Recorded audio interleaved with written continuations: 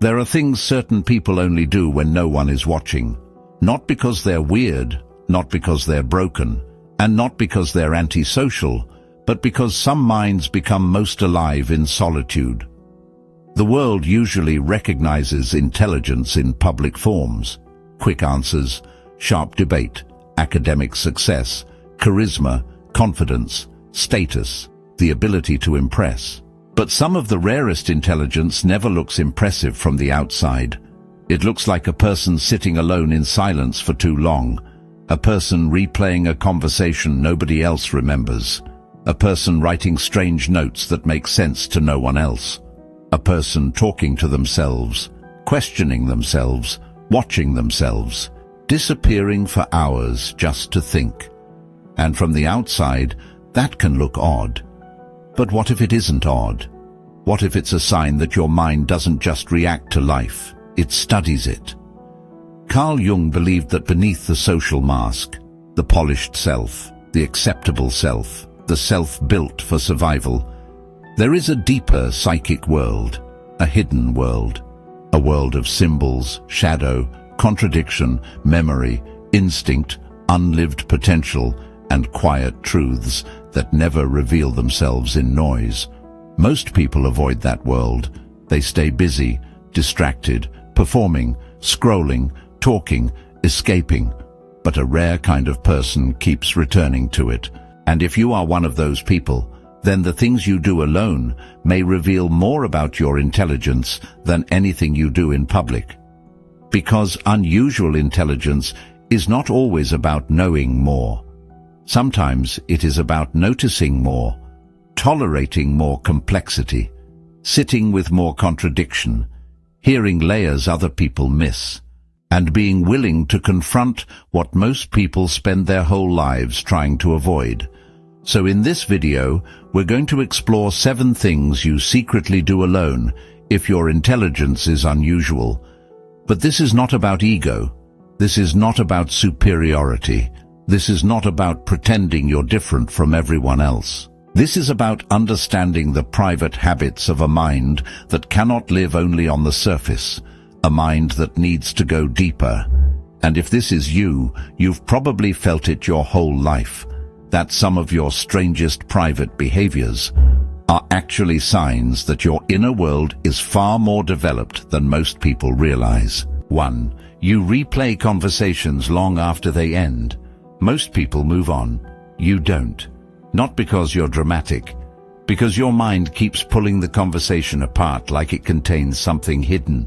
The words, the tone, the pause before the answer, the sentence they didn't finish, the look on their face when they said, "I'm fine," the thing you almost said, the thing they meant but didn't say directly.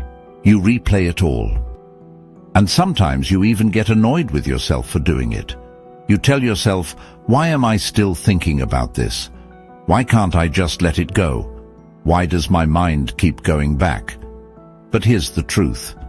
An unusual mind rarely experiences conversations at face value. You hear the content, but you also hear the subtext. You don't just remember what happened. You try to understand what was actually happening underneath it. That's different. A lot of people hear words. You hear patterns, and that can feel exhausting, because it means one conversation can keep living inside you long after everybody else has forgotten it. But psychologically, this often points to a rare kind of perception. Not just verbal intelligence, not just emotional intelligence, but symbolic intelligence. The ability to sense that surface interaction is rarely the whole story. Jung understood that much of human communication is unconscious. People say one thing and mean another. They smile while resenting.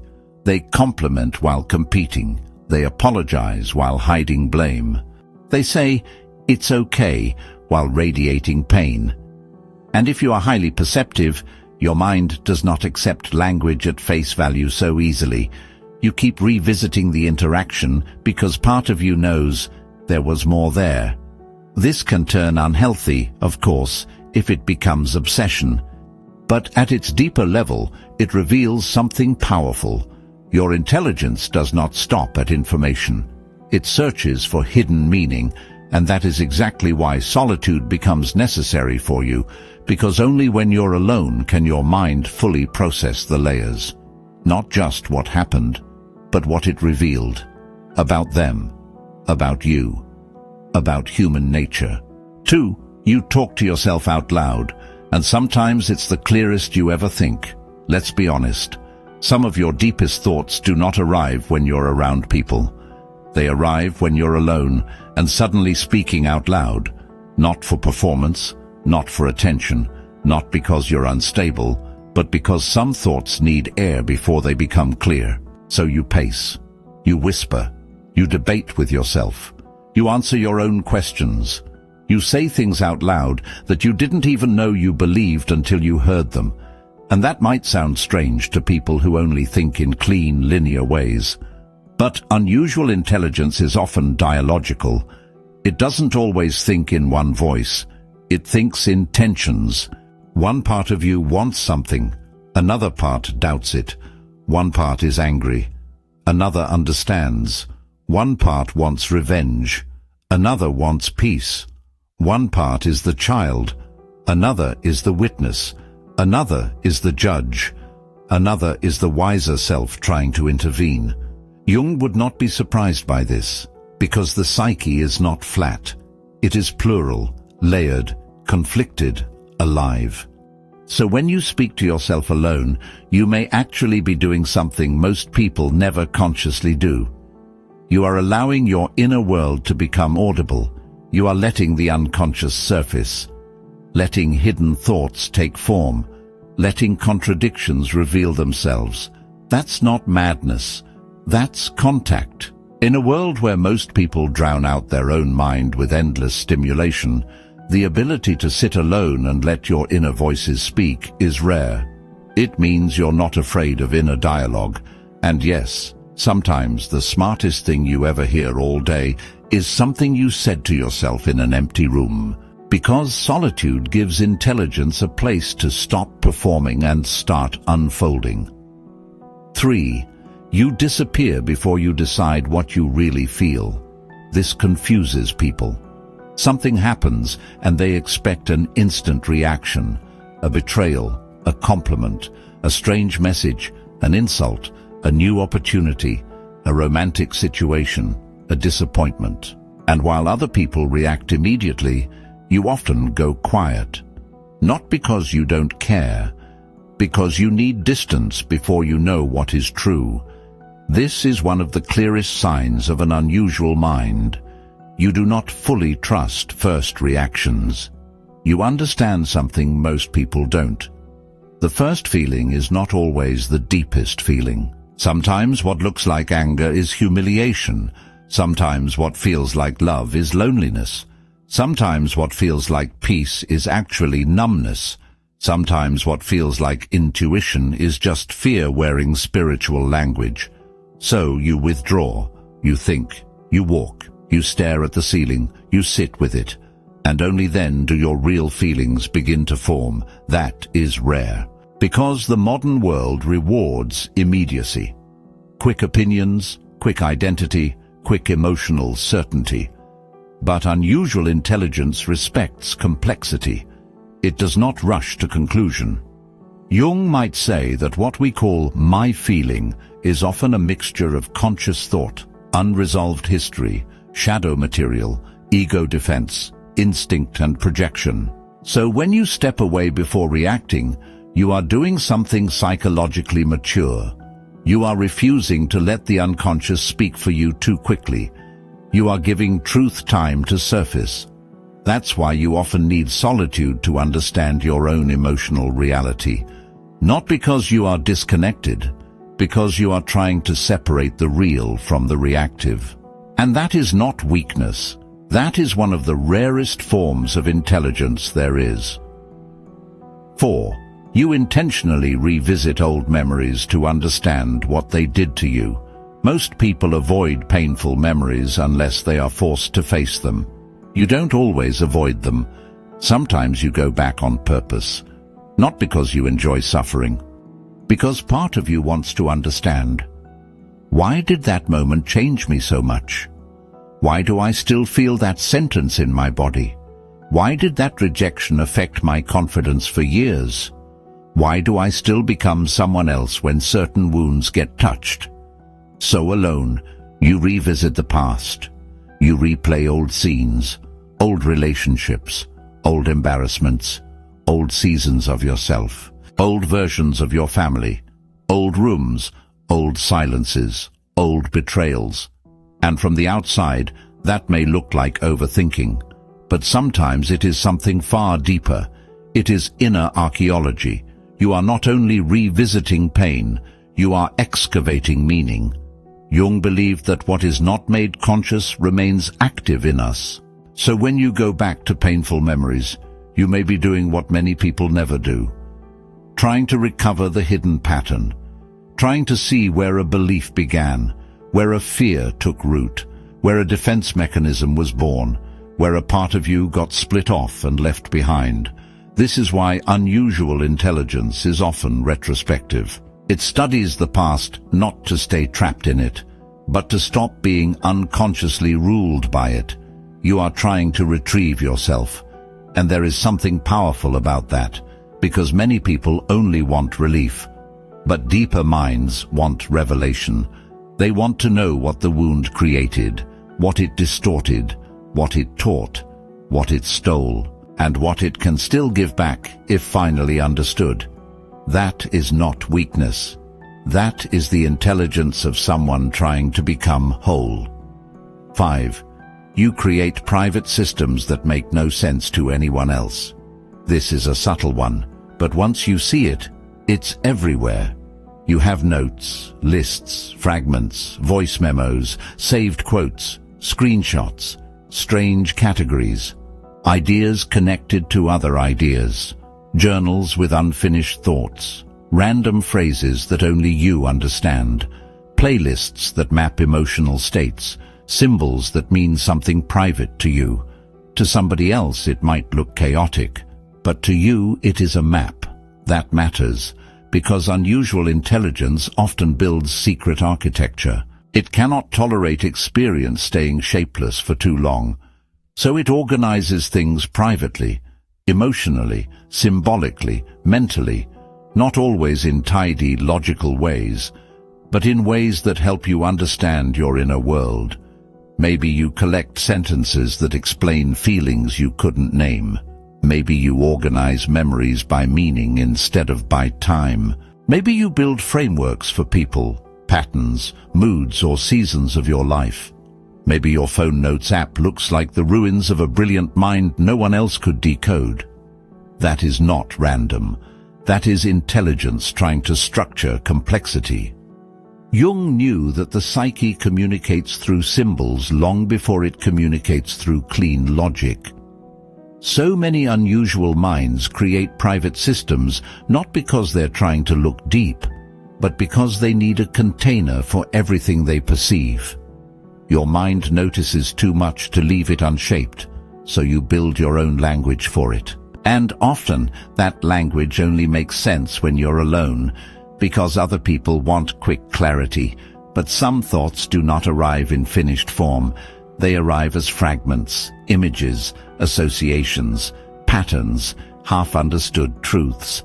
And the fact that you preserve those fragments instead of dismissing them is often a sign of unusual intelligence. Because part of you knows what looks meaningless now may become a key later.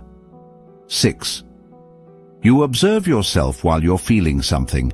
This is one of the strangest and most powerful traits of all. When you are angry, hurt, jealous, ashamed, excited, afraid, heartbroken, one part of you is inside the emotion, and another part is watching it happen. Almost like there are two versions of you present at once. One is feeling, the other is noticing, and that can be exhausting, because while most people simply become their emotions, you often remain partly aware of them. You hear yourself thinking things like, "This reaction is bigger than the moment. This is touching something old." You're pretending not to care. This isn't just anger, it's wounded pride. You wanted to be chosen. You're not calm, you're detached. You're not over it. You're trying to look fine. That witness inside you is rare. It means your consciousness is active even when emotion is intense, and that changes everything. Because a person who can observe themselves has a chance to interrupt patterns, a chance to tell the truth, a chance to evolve. Jung believed the goal was not to eliminate darkness, but to become conscious of it. And this private habit reveals exactly that process. When you are alone, you don't just feel. You study yourself feeling. You catch the mask. You notice the defense. You see the ego trying to protect itself. You see the child trying not to be rejected again. You see the shadow wanting to act out. That is not over-analysis. That is self-awareness at a very high level. Of course, it has a shadow side. Too much self-observation can make it hard to relax into experience, but if balanced well, it becomes a form of intelligence far more valuable than sounding smart. Because many people know facts, very few know themselves in real time. And if you do this alone, it means your intelligence is not only outward-facing, it is inwardly conscious. That is rare. 7. You secretly imagine alternate versions of your life, not as fantasy, but as inquiry. You do this more than you admit. You imagine different paths, different selves, different lives you could have lived. Different versions of you that would have emerged if one relationship hadn't happened, one wound hadn't occurred, one fear hadn't taken over. You imagine being bolder, softer, colder, more honest, more disciplined, less available, more powerful, more free. Sometimes it feels like daydreaming, but often it is much deeper than that. It is identity exploration. Unusual intelligence does not always accept the current self as fixed. It keeps asking, who am I beneath adaptation?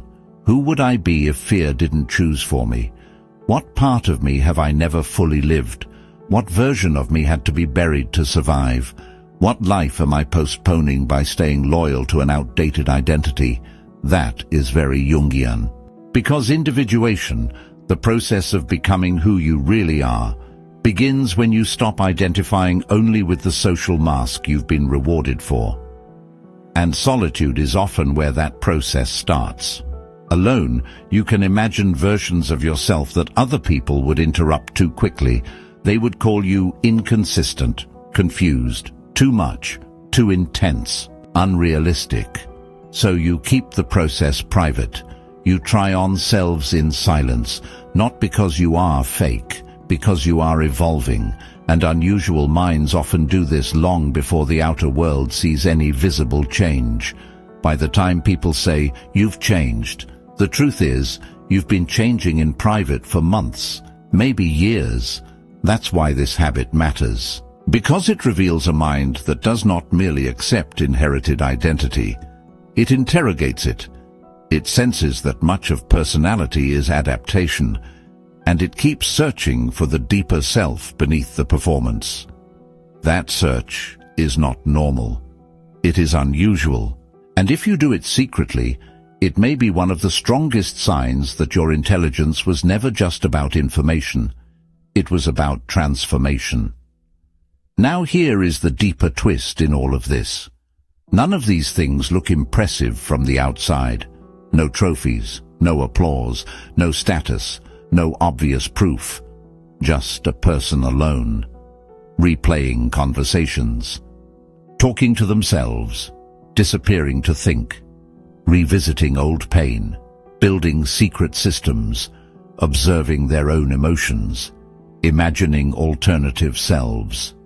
To shallow eyes, that may look odd, but to anyone who understands the inner life, it reveals something else entirely. A mind that refuses to live on autopilot. A mind that doesn't just absorb life, but metabolizes it. A mind that senses there is always more beneath the surface.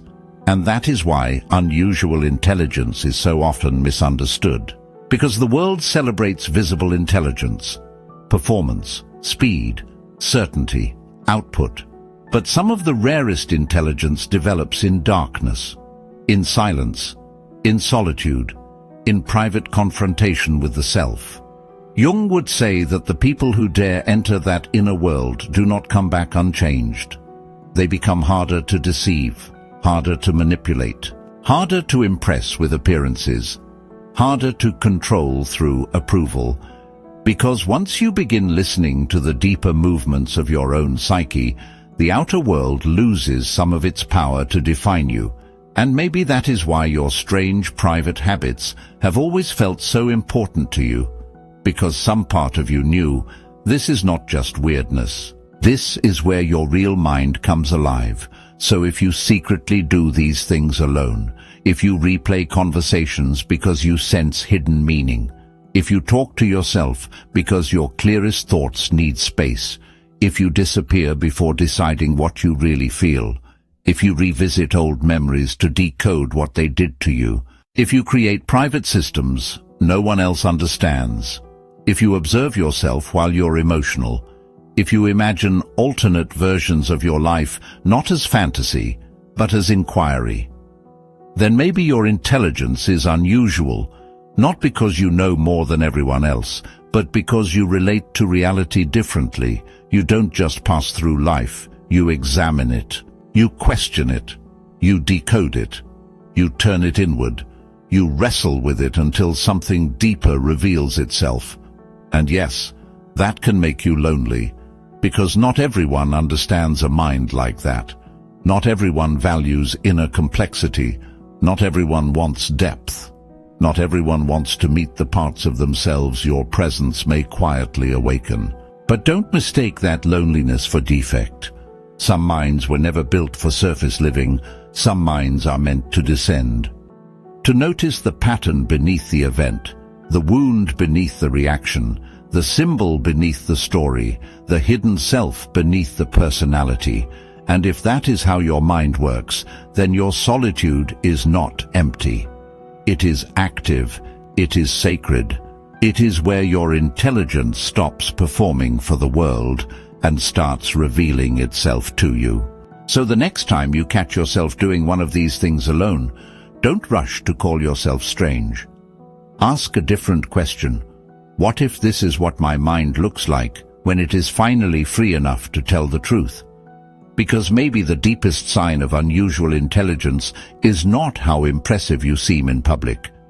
Maybe it is what happens in private, when no one is there, and your mind still refuses to live only on the surface. If this spoke to you, then you already know. Some of the rarest minds do their deepest work alone. Comment below, my mind goes deeper in solitude. Subscribe for more. Carl Jung-style psychology, human nature, shadow work, self-mastery, emotional intelligence, and deep personal transformation.